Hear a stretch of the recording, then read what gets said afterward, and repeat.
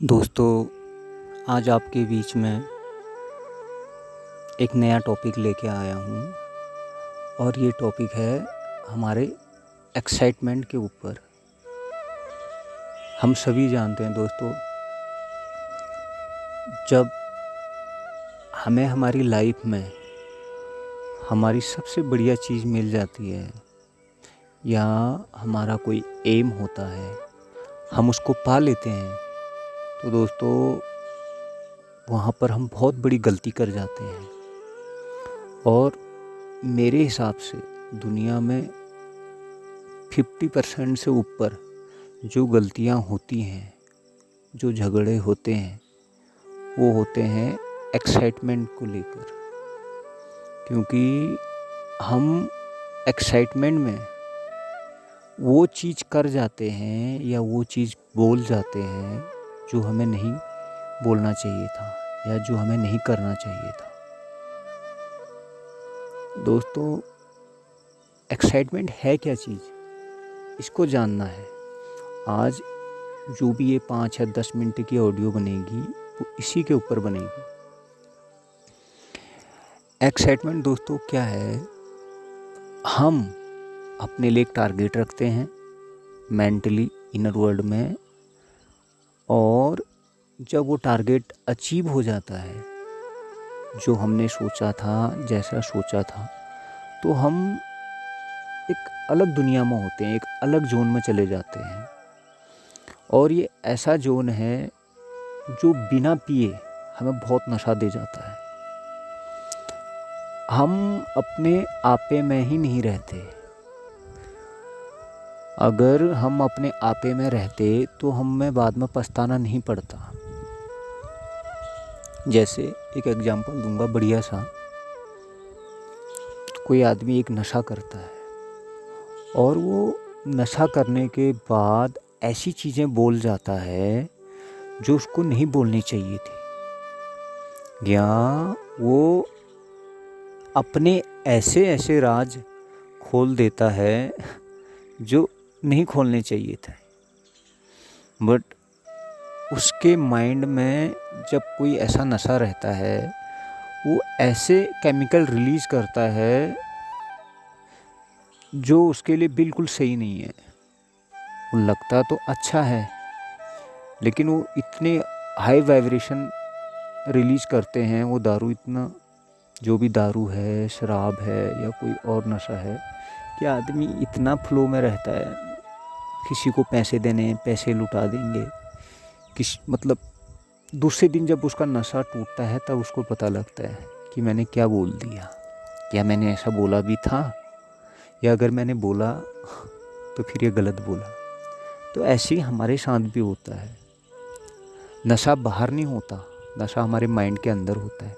जब हम कोई चीज़ अचीव कर जाते हैं, चाहे वो जॉब हो, चाहे वो अगर कोई स्टूडेंट है, उसने डिस्ट्रिक्ट टॉप किया या स्टेट टॉप किया या पूरा नेशनल लेवल पर टॉप कर रखा है और वो कर जाता है, तो ऐसे ऐसे जो भी कमिटमेंट थी उसने की थी लोगों के साथ, फिर उसका ईगो बीच में आता है तो उसको पूरा करना पड़ता है। तो एक्चुअल में ये एक्साइटमेंट है क्या? ये एक्साइटमेंट है हमारे माइंड का एक छोटा सा पार्ट है। कुछ ऐसे वाइब्स, कुछ ऐसे वाइब्रेशन रिलीज होते हैं जो हमें काफ़ी हाई लेवल का प्लेजर फील कराते हैं, और हम बोलते हैं तू मांग, तुझे क्या मांगना है। आए दिन हम जो भी इंडिया में रहते हैं, हमने काफ़ी ऐसी स्टोरियाँ सुनी हैं, कथा, और ये रियल कथा भी हैं, चाहे वो देवराज इंद्र से हो या फिर राजा दशरथ से। जिसने भी जो भी चीज़ जीती या पाई, उन्होंने क्या किया, एक्साइटमेंट में आकर बोला कि मांगो, तुम्हें जो मांगना है। तो क्या हुआ वहाँ पर वो खुशी के कारण वो उनसे सबली नहीं तो फिर क्या हुआ कि उनको वो चीज़ ऐसी चीज़ बोल दी, वो बाद में 10 साल बाद, 5 साल बाद उनके लिए नरक बन गई। रामायण सभी ने पढ़ी है, सभी ने सुनी है, सभी ने देखी है। तो राजा दशरथ ने एक ऐसा कमिटमेंट कर दिया कि मांगो जो वर मांगने, 3 वरदान मांगने को बोल दिए, और माता कैकेयी ने मांगे भी, और बाद में देखो वो कहाँ गया, बाद में उनको अपने एक्साइटमेंट में पछताना पड़ा। ऐसी कई कथाएं हैं और आज भी हैं। इतने पॉलिटिशियन हैं, बोल जाते हैं, बाद में होती नहीं वो चीज़, चाहे फुलों में आके, चाहे लोगों को बेवकूफ़ बनाने के लिए। तो हमारा जब हमारे इमोशन पे, हमारे ब्रेन पे, हमारे माइंड पे कंट्रोल नहीं रहता तो हम कुछ भी चीज़ बोल जाते हैं। तो आज यहाँ मैं ये बताऊँगा कि एक्साइटमेंट जो है, इसके फ़ायदे नहीं, आज इनके नुकसानों के बारे में बात करने जा रहा हूँ कि इसके डिसएडवांटेज क्या है। इसके डिसएडवांटेज ये हैं कि हम इससे अपने लिए मुसीबत खड़ी कर सकते हैं, फाइनेंशियली, मेंटली और फिजिकली।